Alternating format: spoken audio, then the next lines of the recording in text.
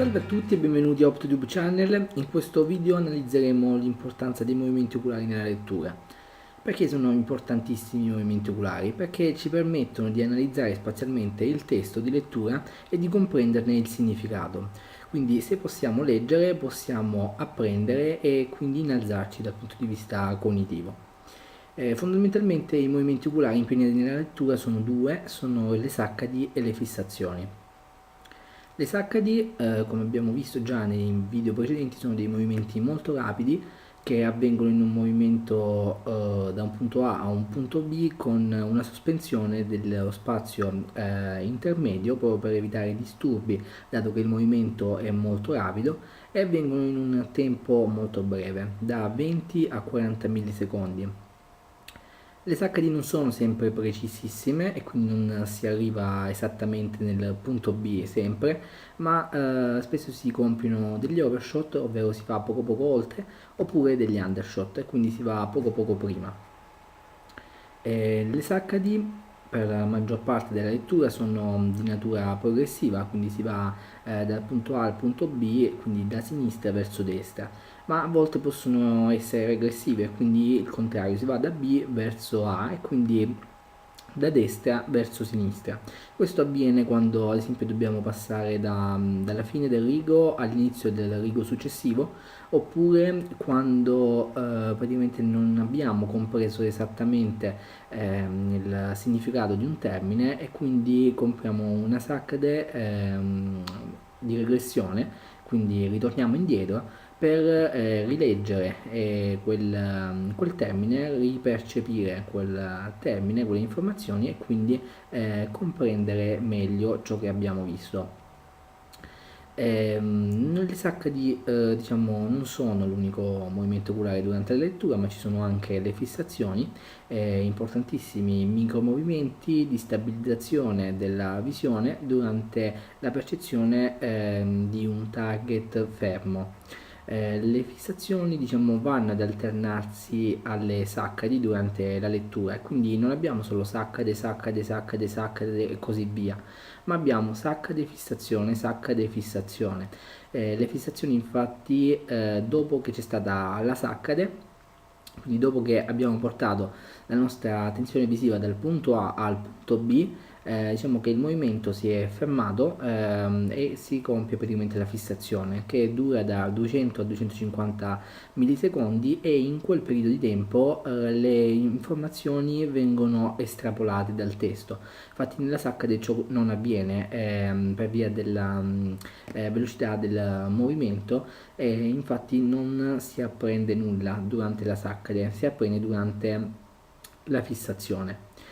Quindi anche le fissazioni sono importantissime. Ad esempio, se guardiamo questo esempio di testo, vediamo una serie di caratteri e fondamentalmente noi abbiamo una zona che possiamo chiamare percepibile e una zona invece di identificazione. La differenza è che nella zona di percezione noi sappiamo che lì ci sono dei caratteri, però non riusciamo ad estrapolare informazioni, al contrario della zona di identificazione dove noi riusciamo ad identificare quei caratteri e quindi estrapoliamo informazioni dal testo. Poi, durante la valutazione dei movimenti oculari è essenziale andare a diciamo, tener conto dei parametri di età dell'esaminato e di difficoltà del testo da leggere. Perché questo?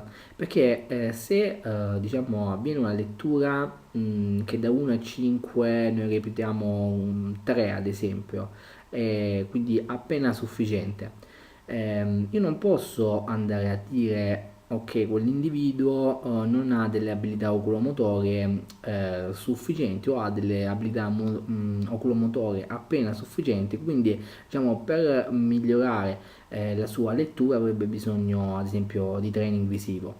In quel caso non dobbiamo operare in questa modalità, anzi dobbiamo andare ad accertarci dell'età dell'esaminato e della difficoltà del testo. Perché questo? Perché dall'età praticamente dipende l'attenzione visiva e lo sviluppo cognitivo, che sono fondamentali nella lettura e sono fondamentali per i movimenti oculari. Poi dal testo ovviamente cosa va a dipendere? Va a dipendere l'ampiezza delle sacche, perché per un testo difficile io comprerò più sacche. E poi va anche a dipendere, diciamo, l'aumento del tempo che praticamente impieghiamo per effettuare delle fissazioni, perché ho più difficoltà nella comprensione del testo, quindi possono diciamo, aumentare anche le sacche in regressione.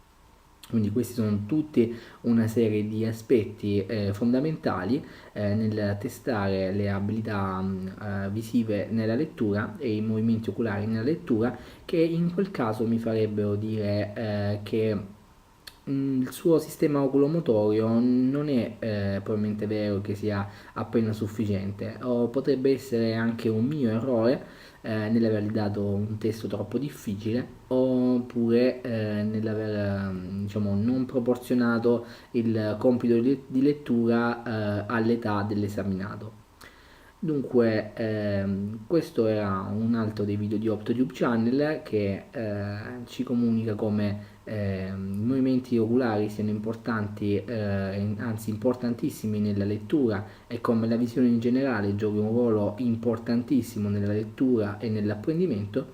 Noi ci vediamo al prossimo video, OptoStyle.